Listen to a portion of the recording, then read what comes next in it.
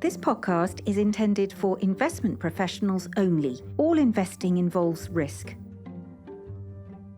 Hello and welcome to Market Talk, where today we'll be discussing what Germany's parliamentary election might mean for the future of the country's much discussed debt brake, whether China's tech rally has legs, and how political polarisation is influencing inflation forecasts in the US. Today I'm joined by Bennett, Head of Investment Strategy for Asia, who joins us from Hong Kong. Welcome back to Market Talk, Ben. How have you been? I've been incredibly busy, actually. I went on holiday last weekend to Bangkok, which is great. Had a lot of food, put on some weight. And I'm off to Seoul on Friday, which is equally good fun and good food. But that's for work, unfortunately. But sometimes you've got to do it, haven't you? Yeah, still a different change of environment. So that sounds great, Ben. So let's get into it with Germany's parliamentary election.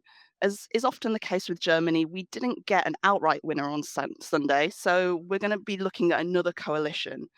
What form might this coalition take, and how long can we expect to wait to find out who's partnering up with who? Yeah, so just to start, I mean, I don't know if everyone knows in Germany, it's not like in the UK where it's first past the post for constituencies where you generally get a majority, even if you don't get half the vote. I mean, that's what Labour Party got in the summer, didn't they, last summer? Yeah. So in Germany, it's proportional representation, well, it's sort of. So it's much more difficult. You've got to get 50% of the vote to get a majority, and that very, very rarely happens. So the party that won was, in effect, the opposition, the CDU-CSU, with nearly 30% of the vote. The party that was in power previously only got 16%, so often the case, isn't it, where the party in power suddenly gets kicked out by the electorate. So that's happened again.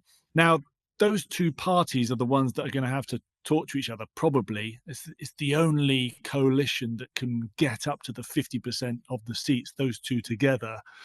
And in the past, that can take weeks. So let's say a couple of months is probably the average. It depends, really, obviously, trying to get people to agree on policy. So we're looking at a couple of months.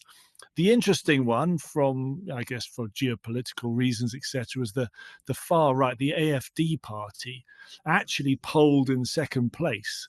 Behind the CDU-CSU, sort of with over 20% of the vote, so doubling the previous vote that they got. So, that has a lot of interesting implications, doesn't it? But they won't be involved in the coalition talks because there's a sort of unwritten rule in Germany where you don't get into coalitions with the far right. So they're unlikely to be part of the new government. So that just makes it, again, a little bit more complicated because they won't be involved. But yeah, let's see in a few weeks' time what we get to. But we're almost certain to get a new chancellor with the CDU-CSU getting the most votes. Yeah, interesting. Let's wait and see. So one of the big items in the inbox for the incoming administration will be the constitutional debt brake. So this mechanism, which caps borrowing relative to GDP, has long been blamed for a lack of investment in the Eurozone's largest economy, and by extension for Germany's relatively weak economic growth. So what are the prospects of a real change in policy here? And if the debt brake were to be eased, which parts of the economy might be the biggest beneficiaries? You're right that this is probably the most important focus, certainly for investors. So, yeah, Germany has basically been a little bit more reluctant to spend loads of government money. It's funny, isn't it? This sort of goes in cycles a little bit. That in the it's not been long ago that people didn't like the government spending loads of money, just wanted the private sector to take over. And then we had COVID, and everyone was cheering when the governments were spending tons of money, basically keeping us going. And it feels as though lots of other governments, even post-COVID, have got a little bit addicted to that. And I know the UK is trying to put in some constraints to try and keep a lid on the spending. There are some rules, and in the US now, there's we've seen with Doge and Elon Musk again trying to cut some of the fiscal spending from the government. Germany's going the other way, so it had not a huge amount of fiscal spending, and now it's wanting to lift it. So it really depends where you stand, and it's a bit of a philosophical point whether that's good or not. But nonetheless, if the German government does manage to change this, then of course parts of the industries that would benefit from German spending could do well. And one that's in focus is the defense sector, because maybe some of that would be spent on building up the army and thinking what's happening in Ukraine, Russia, and what President Trump is asking for all of his NATO coalition partners to increase the spending. So that's having an impact on a lot of defense sector, defense stocks. But that, again, this is not easy, right? I mentioned before that you need 50% of the seats to have a majority in government. To change the constitution for the debt break, you need 2/3. Again, it's more complicated than this, to be honest. This is the I have to keep saying that, but let's say it's probably about 2/3 of the parliament that you need. So you need more people to agree. So not just the CDU, CSU, and the SPD, but you need other people. And there's other parties that are against increasing defence spending. So look, this is pretty complicated. The actual impact of the election straight away in terms of markets was fairly subdued. I think just reflecting some of these complications. The DAX, the German stock index, it outperformed a little bit. I suppose there was a little bit of hope maybe that the constitution might change, and like I said, some of these defense companies might do well. The German government bonds were fairly flat there, so they didn't have much of an impact. And this is coming on the back of European stocks actually having had a very good start to the year. So I guess there's been a bit of hope. The Euro Stoxx broader European index is up over 11% as of, we're talking on Tuesday today. So this is on Monday's close, up over 11% compared to the US S&P 500, up barely 2%. So European stocks have outperformed. Part of it has been this hope that the Germans might get together and increase their spending, but now they've got to do it, and it's not easy, is it? No, absolutely. A very complex challenge indeed. Moving over to China now. So last week, Chinese tech stocks listed in Hong Kong notched up their best weekly winning streak since 2020 with a gain of more than 6%, taking the year-to-date rise to around 30%. That said, the rally in the Hang Seng Tech Index has left it around 60% lower than it was at the start of 2021. So I'm interested in the comparison with US tech stocks here, and which in the year to date have been pretty much flat. So, how much do you think this is about DeepSeek? DeepSeek is on everyone's lips. I was in Shenzhen just a couple of days before I went on holiday to Bangkok again for work. So I was there for a conference, and the first words uttered by an autos analyst who was speaking about the auto sector was, the implications of DeepSeek, trying to get DeepSeek into our products. So this is, the Chinese large language model that is meant to be cheaper and does things and more productively than ChatGPT, for example, and some of the other models that we've got out there.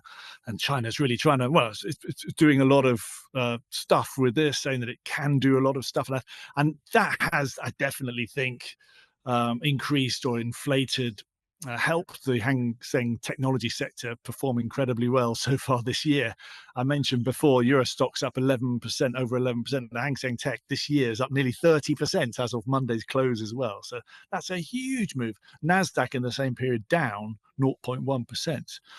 Those of us who thought at the start of the year that the US exceptionalism, the US outperformance is bound to continue. Well, we've had a bit of a realization, haven't we, that some things come to an end. It's only been a few weeks so far this year, so I'm not calling the end, but it certainly hasn't played out so far this year like a lot of people expected.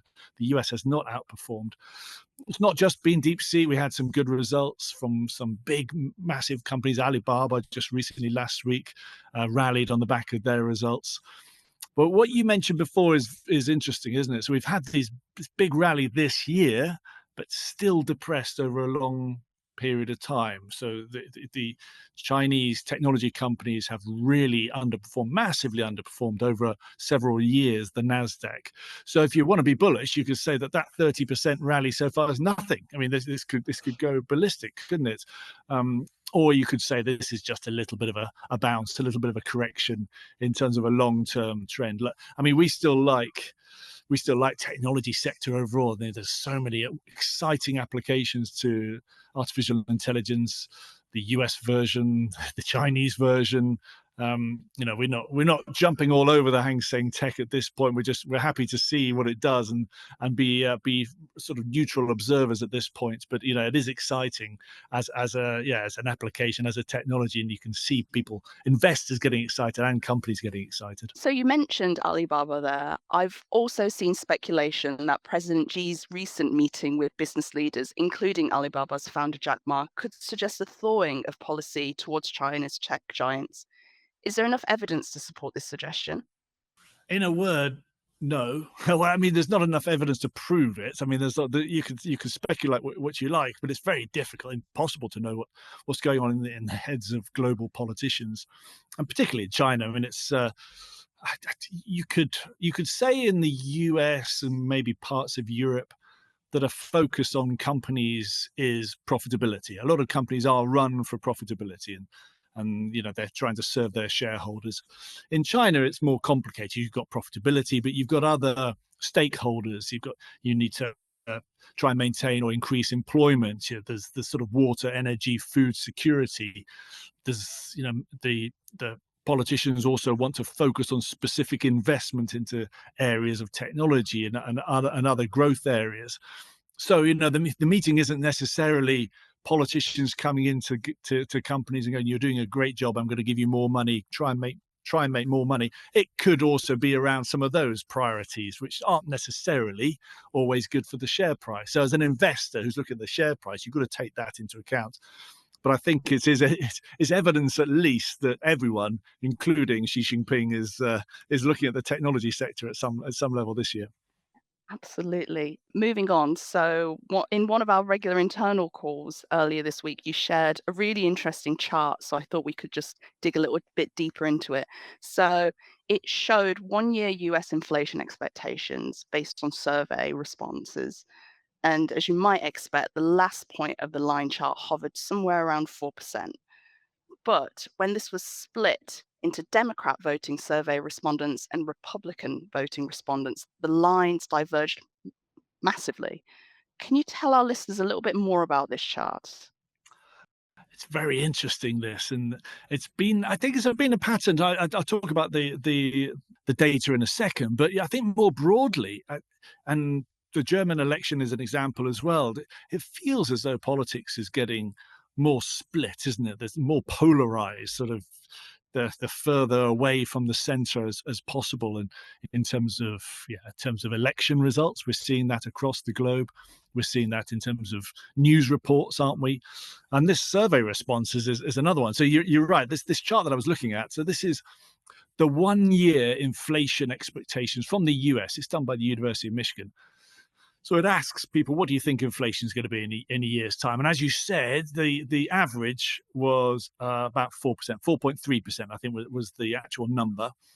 But then when you look at Democrats, they said that the inflation would be 5%. It's going to be massive in the future, let's say, with an eye on President Trump and some of those policies.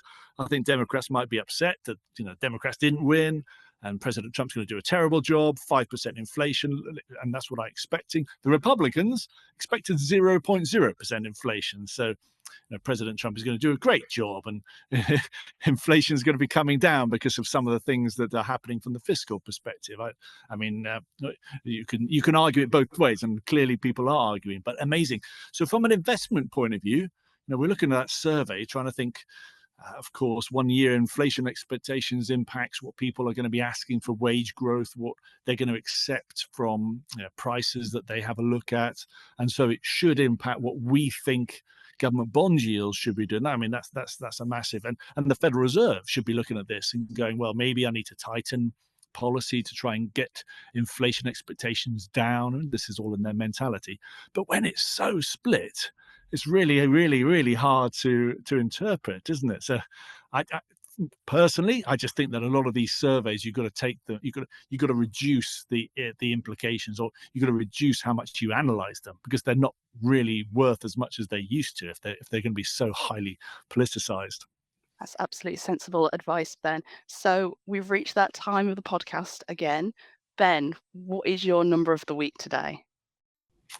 Actually, I'm going to do a date of the week, and actually, if this podcast is going to be released, I think, on Thursday, the 27th. So the number of this week should be actually the 26th of February. That's on Wednesday, because that's when NVIDIA results are going to be announced. And NVIDIA being such a massive company, the results of that company are macro in terms of the implications. So that would be my number, but let's say it's going to be out before this podcast is out. So I won't say that. But maybe even more importantly, possibly 14th of March, so the 14th of the 3rd, 2025. That is the next date when potentially the US government could shut down. Now, they need a spending plan before that date. They need to come to some compromise, as always. In years gone past, you always get up to this date and there's a deal done on the 11th hour, and maybe that happens again. But from what I was just saying about the politics being quite split, there are quite a lot of nervousness about whether or not a deal can be done, whether or not maybe President Trump and Elon Musk wouldn't mind a government shutdown to let them have a look at what is necessary, what isn't necessary, whether the Democrats would be willing to do that, or whether they'd be willing to come to some compromise and give in to some control that maybe they don't want President Trump to have over some of the spending that they've already authorized. Yeah, you can imagine this is very complicated. I think that's the theme of today's podcast, isn't it? Politics in the next few weeks is going to be complicated. Very complicated indeed. Well, thanks so much for joining us today, Ben, and thank you to our listeners too. We'll see you in the next episode of Market Talk.